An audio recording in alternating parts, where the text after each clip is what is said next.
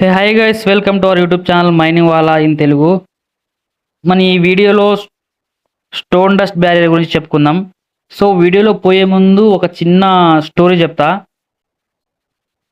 మనకి CCL central coal field limited, ఇది టోటల్గా కోల్ ఇండియా లిమిటెడ్కి చెందిన ఒక సబ్సిడరీ. దీంట్లో డోరీ కాలరీ అనే ఒక మైన్ ఉంది. సో ఈ మైన్లో ఏంటిదంటే 28 మే 1965లో కోల్ డస్ట్ ఎక్స్ప్లోజన్ అనేది జరిగిందనమాట. ఏం జరిగింది? Coal dust explosion. సో ఈ కోల్ డస్ట్ ఎక్స్ప్లోజన్ జరగడం వల్ల దగ్గర దగ్గర మనకి 268 మంది డెత్ అయ్యారు, చనిపోయారు. సో ఇంత పెద్ద ఇన్సిడెంట్ జరిగిన తర్వాత మన డీజీఎంఎస్ ఊరుకుంటుందా? సో డీజీఎంఎస్ ఏం చేసింది, దీన్ని మనం ఎట్లా అరికట్టాలి, కోల్ డస్ట్ ఎక్స్ప్లోజన్ని ఫర్దర్గా ఫ్యూచర్లో జరగకుండా ఎట్లా నివారించాలని చెప్పేసి మనకి దీని మీద రీసెర్చ్ చేసేసి డీజీఎంఎస్ సర్క్యులర్ నెంబర్ 6 ఎప్పుడు 1975లో ఒక సర్క్యులర్ రిలీజ్ చేసింది. దాంట్లో ఏంటి, దేని గురించి చెప్పింది? స్టోన్ డస్ట్ బ్యారియర్ గురించి చెప్పింది అనమాట. సో మన డీజీఎంఎస్ ఏం చేస్తుంది అంటే, మనకి కోల్ మైన్స్లలో ఏదైనా మేజర్ ఇన్సిడెంట్, ఎక్స్ప్లోజన్ కావచ్చు, లేకపోతే ఏదైనా మైన్ యాక్సిడెంట్ జరిగినప్పుడు దాన్ని ఇన్ ఫ్యూచర్లో జరగకుండా ఎలాంటి జాగ్రత్తలు తీసుకోవాలని చెప్పేసి, దాన్ని ఎట్లా ప్రివెంట్ చేయాలని చెప్పేసి, దానికి మనకి ఆ జరిగిన యాక్సిడెంట్ మీద ఎంక్వైరీ కావచ్చు, లేకపోతే దాని మీద రీసెర్చ్ చేసి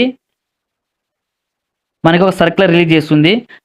ఆ సర్క్యులర్లో మనము ఫర్ ఫ్యూచర్లో అలాంటి యాక్సిడెంట్ కాకుండా ఏం చేయాలి, ఎలాంటి జాగ్రత్తలు తీసుకోవాల్సి అనేసి ఉంటాయన్నమాట. సో సేమ్ ఇది కూడా అంతే. మనకి డీజీఎంఎస్ సర్క్యులర్ నెంబర్ 6 1975లో స్టోన్ డస్ట్ బ్యారియర్ గురించి చెప్పింది. ఒకసారి దీన్ని మనం బ్రీఫ్గా ఒకసారి చూసుకుంటే అసలు స్టోన్ డస్ట్ బ్యారియర్ అంటే ఏంటిది, ఈ స్టోన్ డస్ట్ బ్యారియర్ని మనము మైన్లో ఇన్స్టాల్ చేయాల్సిన అవసరం ఏంటిది అనేసి చూద్దాం. సో మనకి స్టోన్ డస్ట్ బ్యారియర్ దేనికంటే, stone dust barrier are provided to prevent an explosion extending from one part of mine to another.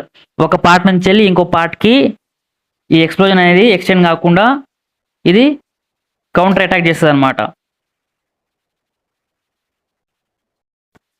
ఈ కోల్ డస్ట్ ఎక్స్ప్లోజన్ అనేది ఎలా జరుగుతుంది? కోల్ డస్ట్ ఎక్స్ప్లోజన్ మనకి అంటే ప్రియర్గా ఫస్టే కోల్ డస్ట్ ఎక్స్ప్లోజన్ అనేది జరగదు. దానికి ముందు మనకి ఏంటిది, మైన్లో ఏ గ్యాస్ ఎక్కువ ఉంటుంది? CH4 ఎక్స్ప్లోజన్ జరగడం కానీ, లేకపోతే H2 హైడ్రోజన్ ఎక్స్ప్లోజన్ జరగడం కానీ, ఇలాంటి ఈ గ్యాసెస్ ఏదైతే మనకి ఇన్ఫ్లేమబుల్ గ్యాసెస్ ఉన్నాయో, ఈ గ్యాసెస్ వల్ల ఈ మైన్లో ఏదైనా ఎక్స్ప్లోజన్ జరిగి దాని తర్వాత దాంట్లో ఉన్న హీట్ ఇక్కడ చూడండి మీరు. సో ఎప్పుడైతే మనకి గ్యాసెస్ CH4 కావచ్చు, లేకపోతే H2 హైడ్రోజన్ కావచ్చు, ఆ గ్యాసెస్ ఎక్స్ప్లోజన్ జరిగిన తర్వాత ఏమవుతుంది, ఈ ఫ్లేమ్ అనేది ఇట్లా అంటే ఒక ప్లేస్ నుంచి వెళ్ళి ఇంకో ప్లేస్కి ఇట్లా ట్రావెల్ అవ్వకుండా పోతుంది కదా. సో ట్రావెల్ అయ్యే క్రమంలో ఏంటిది, కోల్ డస్ట్ ఉంటుంది. ఆ కోల్ డస్ట్లో ఎంతో కొంత తేమ ఉంటుంది కదా, ఆ తేమ ఉండడం వల్ల ఏంటిది, ఆ కోల్ డస్ట్ అనేది మండకుండా ఉంటుంది. సో దాన్ని ఏం చేస్తుంది, ఈ ఫ్లేము అండ్ దానికి ముందు పోయే హీట్ గాలి ఉంటుంది కదా, హీట్ వేవ్ ఆ కోల్డ్ డస్ట్లో ఉన్న మాయిశ్చర్ మొత్తాన్ని డ్రై చేసేసి ఆ కోల్డ్ డస్ట్ని కూడా ఎక్స్ప్లోడ్ చేస్తుంది అనమాట, మండిస్తుంది. సో అందువలన మనకి కోల్డ్ డస్ట్ ఎక్స్ప్లోజన్ అనేది జరుగుతుంది. సో ఈ కోల్డ్ డస్ట్ ఎక్స్ప్లోజన్ జరగకుండా అంటే ఈ ఎక్స్ప్లోజన్ జరిగిన తర్వాత కోల్డ్ డస్ట్ ఎక్స్ప్లోజన్ జరగకుండా మనం ఎట్లా దీన్ని ప్రివెంట్ చేయాలని అనే కాన్సెప్ట్లోనే మనకి ఈ స్టోన్ డస్ట్ బ్యారియర్ అనేది పుట్టుకొచ్చినాయి అనమాట. ఇక చూసుకుంటే స్టోన్ డస్ట్ బ్యారియర్ అంటే ఏంటిదంటే, ఈ స్టోన్ డస్ట్ బ్యారియర్ అనేది ఒక డివైస్. ఎట్లా పనిచేస్తుంది, ఎప్పుడైతే మనం ఎక్స్ప్లోజన్ అవుతుందో ఆ ఎక్స్ప్లోజన్ నుంచి వెళ్ళి ప్రెజర్ అంటే డైనామిక్ ప్రెజర్ వస్తుంది కదా, ఆ ప్రెజర్ ఫామ్ అవుతుంది కదా, ఆ ప్రెజర్ ఎట్లా వస్తుంది, గాలి వస్తుంది అనమాట. గాలిని ఎట్లా ఆ ప్రెజర్ నెట్టుకుంటూ వస్తుంది. ఆ గాలి వల్ల ఆ ప్రెజర్ తోటి ఏమవుతుంది, మనం బిల్డ్ చేసిన స్టోన్ డస్ట్ బ్యారియర్స్ ఏమవుతాయి, డిస్పర్స్ అంటే మనము అంటే కూలిపోయి ఆ కోల్డ్ డస్ట్ అనేది మొత్తం ఆ ఎన్వైరన్మెంట్లో కలిసిపోయి థిక్ క్లౌడ్ ఫామ్ చేస్తాయి. ఆ కోల్డ్ డస్ట్ని బర్న్ కాకుండా ఆ కోల్డ్ డస్ట్తో కలిసిపోయి ఆ ఫ్లేమ్ని ఆపి ప్రివెంట్ చేస్తాయి అనమాట. సో మనకి మేజర్గా చూసుకుంటే స్టోన్ డస్ట్ బ్యారియర్స్ మనం ఎక్కడెక్కడ యూజ్ చేస్తాం, ఎక్కడెక్కడ రిక్వైర్డ్ అంటే చూసుకుంటే, సో గ్యాసిసీమా సెకండ్ అండ్ థర్డ్ డిగ్రీలో మనకి అది అంటే డీప్లరింగ్ కావచ్చు, డెవలప్మెంట్ కావచ్చు, ఎక్కడైనా మనము సెకండ్ డిగ్రీ థర్డ్ డిగ్రీ ఉంటే దాంట్లో మనము ఈ స్టోన్ డస్ట్ బ్యారియర్ని మనము నిర్మించాలన్నమాట. అదేవిధంగా చూసుకుంటే ఇంకో కండిషన్ ఏంటిది, in the development working in a gassy seam of first degree డెవలప్మెంట్లో, ఎందుకంటే మనము డెవలప్మెంట్ చేసేటప్పుడు ఏంటిది, అది వర్జిన్ సిమ్, దాంట్లో మన పాకెట్లో కావచ్చు ఎక్కడైనా గ్యాసెస్ అంటే మనం అప్పుడే దాన్ని ఓపెన్ చేస్తున్నాం కాబట్టి ఇలా ఉన్న గ్యాసెస్ రిలీజ్ కానికి ఎక్కువ ఆస్కారం ఉంటుంది. సో ఆ గ్యాసెస్ ఎక్స్ప్లోజన్ అయినా ఆ స్టోన్ డస్ట్ ఎక్స్ప్లోజన్ కాకుండా ప్రివెంట్ చేయడానికి మనము డెవలప్మెంట్లో ఫస్ట్ డిగ్రీ సీమ్లా డెవలప్మెంట్లో కూడా యూజ్ చేస్తాం అనమాట. In case stone dust barrier ఒకవేళ స్టోన్ డస్ట్ బ్యారియర్ అయితే మనము ఏది యూజ్ చేయాలి, type of approved by the chief inspector ఏదైతే మనకి అప్రూవ్ చేస్తాడో దాన్ని మనము ఆ విధమైన స్టోన్ డస్ట్ బ్యారియర్ని మనం అక్కడ పెట్టాల్సి వస్తుంది అనమాట. ఇంకోటి ఏమన్నాడు, chief inspector may permit in any mine or part thereof alternative precautionary measures to be taken in lieu of stone dust barrier. అక్కడ స్టోన్ డస్ట్ బ్యారియర్ కాకుండా వేరే ఏమైనా ప్రికాషనరీ మెజర్మెంట్స్ అంటే మనకి వాటర్ బ్యారియర్స్ కూడా ఉంటాయి కొన్ని ప్లేసెస్లో, వాటర్ బ్యారియర్స్ కావచ్చు, లేకపోతే ఇంకేమైనా వేరే ప్రికాషనరీ మెజర్స్ చెప్తే చీఫ్ ఇన్స్పెక్టర్ చెప్పినటువంటి ప్రికాషనరీ వర్క్స్ మనము మెయింటైన్ చేస్తాం అనమాట. ఒకవేళ మనము ఫస్ట్ డిగ్రీ మైన్లా స్టోన్ డస్ట్ బ్యారియర్ పెట్టాలా లేదా ఆల్టర్నేటివ్గా ఏదైనా వేరేది పెట్టాలా అనే క్వశ్చన్ రేజ్ అయితే దాని ఫైనల్ డిసిషన్ ఎవరు తీసుకుంటారు, ఫైనల్ డిసిషన్ వచ్చేసరికి చీఫ్ ఇన్స్పెక్టర్ ఫైనల్గా ఏది చెప్తే మనం అది పాటించాల్సి వస్తుంది అనమాట. సో మనము స్టోన్ డస్ట్ బ్యారియర్ని చూసుకుంటే మనము 2 టైప్స్ ఉంటాయి. ఏంటిది, జర్మన్ టైప్ ఒకటి, పాలిష్ టైప్ ఒకటి. మనకి డీజీఎంఎస్ ఏం రికమెండ్ చేస్తుంది, డీజీఎంఎస్ ఎప్పుడు మనకి మన ఇండియన్ మైన్స్లో పాలిష్ టైప్ స్టోన్ డస్ట్ బ్యారియర్ని రికమెండ్ చేస్తుంది. అసలు జర్మన్ టైప్ అంటే ఏంటిది, పాలిష్ టైప్ అంటే ఏంటిది, డిఫరెన్స్ ఒకసారి మనం చూద్దాం. ఇది మనకి పాలిష్ టైప్ అనమాట.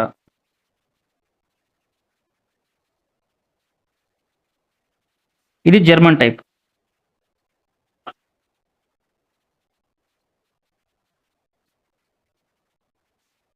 సో వీటిలో డిఫరెన్స్ ఏంటిది, మనకి జర్మన్ అంటే పాలిష్ టైప్లో ఏంటిది అంటే మనము ఇంట్లో పెట్టుకునే సెల్ఫ్స్ ఉంటాయి కదా, అంటే ఖానాలు ఒకదాని మీద ఒకటి, ఆ టైప్ ఉంటే మనం ఏమంటాము పాలిష్ టైప్ అనమాట. అదేవిధంగా జర్మన్ టైప్ అంటే ఏంటిది, ఇవి అట్లా మనకి ఒకదాని మీద ఒకటి కాకుండా ఒకటి దాని తర్వాత ఒకటి, ఇది 1 2 3 4 ఒక దాని తర్వాత ఒకటి మనము ఒక గ్యాలరీలో ఒక దాని తర్వాత ఒకటి గ్యాప్ ఇచ్చుకొని ప్లేస్ చేసే దాన్ని ఏమంటాము జర్మన్ టైపు. అదేవిధంగా ఒక ప్లేస్లో ఒక స్టాండ్ కూర్చోబెట్టి బీరువా లెక్క ఒక స్టాండ్ కూర్చోబెట్టి ఆ స్టాండ్లో ఒక దాని మీద ఒకటి ఇట్లా పేర్చుకుంటే కూడా దాన్ని ఏమంటాము పాలిష్ టైప్ అంటాం అనమాట. సో మనకి డీజీఎంఎస్ ఏం రికమెండ్ చేస్తుంది, పాలిష్ టైప్ స్టోన్ డస్ట్ బ్యారియర్ని రికమెండ్ చేస్తుంది అనమాట. అదేవిధంగా మనకి ఇవేంటిది types of stone dust barrier, దీంట్లో మనకి 2 టైప్స్ చెప్పుకున్నాం కదా, జర్మన్ టైప్ ఒకటి, పాలిష్ టైప్ ఒకటి. సో అదేవిధంగా మనము ఒక సెల్ఫ్స్లో ఎంత క్వాంటిటీ ఆఫ్ స్టోన్ డస్ట్ని మనము పైన ప్లేస్ చేస్తాం, దాన్ని పట్టుకొని మనము 2 టైప్స్ అనమాట. According to loading of the shelf and the total quantity of stone dust, they are 2 types అనమాట. ఏంటిది, లైట్ టైప్ ఒకటి, హెవీ టైప్ ఒకటి. లైట్ టైప్ని మనం ఏమంటాము ప్రైమరీ బ్యారియర్ అంటాం అనమాట. అదే హెవీ బ్యారియర్ని ఏమంటాము, హెవీ టైప్ని సెకండరీ బ్యారియర్ అంటాం అనమాట. సో మనకి లైట్ టైప్ బ్యారియర్ అన్నా ప్రైమరీ బ్యారియర్ అన్నా ఒకటే, అదేవిధంగా హెవీ బ్యారియర్ అన్నా సెకండరీ బ్యారియర్ అన్నా ఒకటే అనమాట. సో మనకి ఎగ్జామ్లో మార్చి ఇచ్చిన మనకు కన్ఫ్యూజ్ కావద్దు అనమాట. ఓకేనా, మన స్టోన్ డస్ట్ బ్యారియర్ని ఎట్లా కన్స్ట్రక్ట్ చేస్తామంటే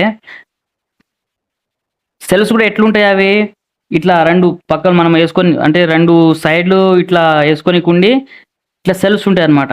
సెల్స్ కూడా దీనికి మనం స్టిక్ అంటే మనం మేకులు కొట్టి అట్లా అంటే స్ట్రాంగ్ ఉండదు, జస్ట్ ఇక్కడ మనకు హోల్డ్ చేయడానికి ఒక చెక్క ముక్క పెడతాం, దాని మీద ఒక ప్లాంక్ పెడతాం అనమాట. ప్లాంక్ పెట్టేసి దాని మీద స్టోన్ డస్ట్ చల్లుతాం. సో ఎప్పుడైతే ఎక్స్ప్లోజన్ జరిగినప్పుడు ఒక వేవ్ వస్తుంది, గాలి వేవ్ వస్తుంది, ఆ గాలి వేవ్కి ఇది ఈజీగా పడేటట్టు ఉండాలి. ఇది పడిపోయి దీని మీద ఉన్న స్టోన్ డస్ట్ మొత్తము ఇక్కడ ఉన్న ఏరియా మొత్తాన్ని వ్యాపించి ఒక థిక్ క్లౌడ్ ఫామ్ చేసే విధంగా ఉండాలన్నమాట. సో ఇది ఎప్పుడు కూడా స్ట్రాంగ్ ఉండదు, లైట్గా ఉంటుంది అనమాట. అదేవిధంగా ఇక్కడ మనం ఒక చూసుకోవాల్సింది ఏంటిదంటే ఎప్పుడు కూడా స్టోన్ డస్ట్ బ్యారియర్ పైన రూఫ్ నుంచి వెళ్ళి 10 సెంటీమీటర్స్ డిస్టెన్స్లో ఉండాలి, 10 సెంటీమీటర్స్. అదేవిధంగా సైడ్ నుంచి వెళ్ళి కూడా 10 సెంటీమీటర్స్ డిస్టెన్స్ ఉండాలన్నమాట. రూఫ్ నుంచి వెళ్ళి సైడ్ నుంచి వెళ్ళి 10 సెంటీమీటర్స్ డిస్టెన్స్లో ఉండాలా. ఇక్కడ specification of stone dust barrier చూసుకుంటే ప్లాంక్ విడ్త్. విడ్త్ అంటే ఏంటిది, మనం కొన్ని చెప్తా. విడ్త్ అంటే ఏంటిది, ఇది విడ్త్, ఇది విడ్త్ అవుతుంది, ఇది లెంత్ అవుతుంది. ఓకేనా. సో ప్లాంక్ విడ్త్ ఎంత ఉండాలి, లైట్ బ్యారియర్ అయితే 15 సెంటీమీటర్స్, అదేవిధంగా హెవీ బ్యారియర్ అన్న కూడా 15 సెంటీమీటర్సే విడ్త్ అనమాట. అదేవిధంగా ప్లాంక్ ఒక లెంత్ ఎంత, లైట్ బ్యారియర్కి 35 సెంటీమీటర్స్ లెంత్, ఇది లెంత్ అవుతుంది. ఓకేనా. అదే హెవీ బ్యారియర్కి ఎంత, 50 సెంటీమీటర్స్.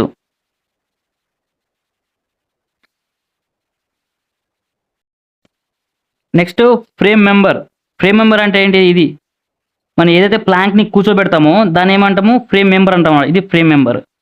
సో ఫ్రేమ్ మెంబర్ కూడా లైట్ బ్యారియర్కి హెవీ బ్యారియర్కి 15 సెంటీమీటర్స్. Distance between 2 cells. ఇక్కడ చూసుకుంటే డిస్టెన్స్ బిట్వీన్ 2 సెల్స్ అంటే ఇక్కడ సెల్స్ ఉన్నాయి కదా, ఈ సెల్కి ఈ సెల్కి ఈ ప్లాంక్కి మధ్య డిస్టెన్స్ ఎంత అనేసి అంటాడు. ఇక్కడ చూసుకుంటే మనము లైట్ బ్యారియర్కి ఎంత, 0.9 to 2 మీటర్స్, 2 సెల్స్కి మధ్య డిస్టెన్స్ అనమాట. అదేవిధంగా హెవీ బ్యారియర్ చూసుకుంటే 1.5 to 2.7 మీటర్స్. ఓకేనా. Dust required KG per centimetre square అంటే మనము ఒక మీటర్ స్క్వేర్ అంటే మీటర్ స్క్వేర్ అంటే ఏంటిది, ఒక మీటర్ స్క్వేర్ ఏరియా తీసుకుంటే దాంట్లో మనం ఎంత డస్ట్ నింపాలా, ఒక మీటర్ స్క్వేర్కి లైట్ టేప్ అయితే 110 కేజీలు, అదేవిధంగా హెవీ అయితే 390 KGs. Dust loading on shelves KG per metre. KG per metre ఇస్తే ఎంత, 30 కేజీ పర్ మీటర్ లైట్ టైప్లో. అదే హెవీ టైప్లో 60 కేజీ పర్ మీటర్ అనమాట. అప్లికేషన్ ఇక్కడ ఒకటి మనం గుర్తుపెట్టుకోవాలి, లైట్ టేప్ అనేది మనం ఓన్లీ లాంగ్ వాల్లోనే యూజ్ చేస్తాం. లైట్ టైప్ బ్యారియర్స్ ఎప్పుడు కూడా లాంగ్ వాల్లోనే. అదేవిధంగా హెవీ చూసుకుంటే మనము బోర్డెం పిల్లర్ యూజ్ చేయొచ్చు, లాంగ్ వాల్ యూజ్ చేయొచ్చు, అదేవిధంగా షాఫ్ట్లో కూడా యూజ్ చేయొచ్చు అనమాట. ఓకేనా. సో ఇది ఒకసారి మనం చూద్దాం.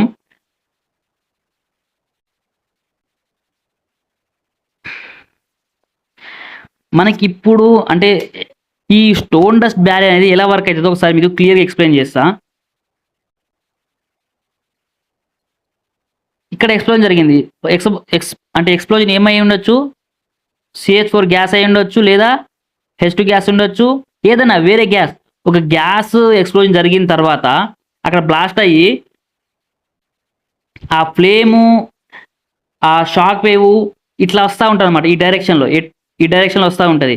సో డైరెక్షన్లో వచ్చినప్పుడు ఈ ఫ్లేమ్కి కోల్డ్ డస్ట్లో ఉన్న తేమ కావచ్చు అదంతా మొత్తం ఆరిపోయి ఇది ఫైన్ డస్ట్ చిన్నపాటి పిండి లెక్క ఫైన్ డస్ట్ లెక్క మారిపోయి నెక్స్ట్ దానికి మంట తగిలితే ఫైర్ అయ్యే కండిషన్లో వచ్చేస్తుంది అనమాట కోల్డ్ డస్ట్. సో ఈ కోల్డ్ డస్ట్ అంటే మనం గ్యాస్ వచ్చేసరికి ఇక్కడ ఓన్లీ ఎక్కడైతే ఉంటుందో అక్కడే ఎక్స్ప్లోజన్ అవుతుంది. బట్ ఒక్కసారి కోల్డ్ డస్ట్ ఎక్స్ప్లోజన్ స్టార్ట్ అయితే మనకి మైన్ మొత్తం కోల్డ్ డస్ట్ అనేది ఉంటుంది. మనం వర్క్ చేసేది కోల్ మైన్లో కాబట్టి మైన్ మొత్తము cold dust explosion cold dust ఉంటుంది కాబట్టి ఈ కోల్డ్ డస్ట్ ఎక్స్ప్లోజన్ స్టార్ట్ అయితే అది ఆగదు. త్రూ అవుట్ మొత్తం ఎక్కడైతే ఆ డిస్ట్రిక్ట్ కావచ్చు, ఆ ప్యానల్ కావచ్చు, మొత్తం వ్యాపిస్తుంది. సో దీన్ని కోల్డ్ డస్ట్ ఎక్స్ప్లోజన్ని అరెస్ట్ చేయడానికి మనము ఈ స్టోన్ డస్ట్ బ్యారియర్ అనేది యూజ్ చేస్తాం. ఈ స్టోన్ డస్ట్ బ్యారియర్ ఎట్లా వర్క్ చేస్తుంది, ఈ ఎక్స్ప్లోజన్ అయినప్పుడు అక్కడ నుంచి వెళ్ళి హాట్ గ్యాసెస్ కావచ్చు, లేకపోతే ఆ ఎయిర్ ఒక షాక్ తోటి ముందు అంటే ఒక స్పీడ్ ఒక సర్టైన్ వెలాసిటీ తోటి ఇట్లా ఎయిర్ వస్తుంది కదా, ఆ ఎయిర్కి మనం ఏవైతే సెల్స్ ఉన్నాయో మనం వీటిని ఎట్లా మామూలుగా ఒక సర్టైన్ ప్రెజర్ తోటి గాలి వస్తే అది కూలిపోయేటట్టు అరేంజ్ చేస్తాం అనమాట. సో ఇట్లా వేవ్ వచ్చి దీన్ని తాకగానే ఇది ఏమవుతుంది, ఈ ప్లాంక్ కింద పడిపోతుంది. ఇట్లా కింద పడిపోయి దీని మీద ఉన్న కోల్డ్ డస్ట్, ఈ కోల్డ్ డస్ట్ ఎట్లుంటుంది మొత్తం పిండి లెక్క, మనం ఎట్లయితే గోధుమ పిండి మొత్తం ఉంటుందో ఆ టైప్ ఉంటుంది అనమాట. ఆ గోధుమ పిండికి ఏమవుతుంది, మనము ఏదైనా ఊదినప్పుడు కానీ లేదా స్ట్రాంగ్ ఏదైనా గాలి తగిలినప్పుడు ఏమవుతుంది, అది మొత్తం ఎగిరిపోయి అట్లా వ్యాపిస్తుంది అనమాట. సో అదే విధంగా ఈ స్టోన్ డస్ట్ కూడా ఎప్పుడైతే ఈ ఒక వేవ్ ప్రెజర్ తోటి తాకుతుందో ఈ ప్లాంక్ కింద పడిపోయి ఈ స్టోన్ డస్ట్ మొత్తము ఒక క్లౌడ్ ఫామ్ చేసుకొని మొత్తం అవాపరేట్ అయిపోతుంది అనమాట. సో నెక్స్ట్ ఏమవుతుంది మనకి ఈ స్టోన్ డస్ట్ ఇక్కడ నెక్స్ట్ వచ్చేసరికి ఈ స్టోన్ డస్ట్ను ప్లస్ కోల్డ్ డస్ట్ రెండు మిక్స్ అవుతాయి. మిక్స్ అయ్యి ఏమవుతుంది ఈ షాక్ వేవ్ ముందుకు అట్లా వెళ్ళిపోతూనే ఉంటుంది. ఈ కోల్డ్ డస్ట్ను స్టోన్ డస్ట్ కలిసిపోయి ఏమవుతుంది కోల్డ్ డస్ట్ను స్టోన్ డస్ట్ క్లౌడ్ ఫామ్ చేస్తుంది. సో ఎప్పుడైతే మనకి స్టోన్ డస్ట్లో ఏముంటుంది మనకి ఈ స్టోన్ డస్ట్ మనం దేన్ని యూజ్ చేస్తాము కాల్షియం కార్బోనేట్. మనం సున్నపు రాయి అంటాం కదా, సున్నపు రాయితోటి అంటే సున్నపు రాయిని పిండి చేయంగా వచ్చిన డస్ట్ని మనం ఏమంటాం స్టోన్ డస్ట్ అనమాట. అది సున్నపు రాయి అంటే ఏంటిది కాల్షియం కార్బోనేట్.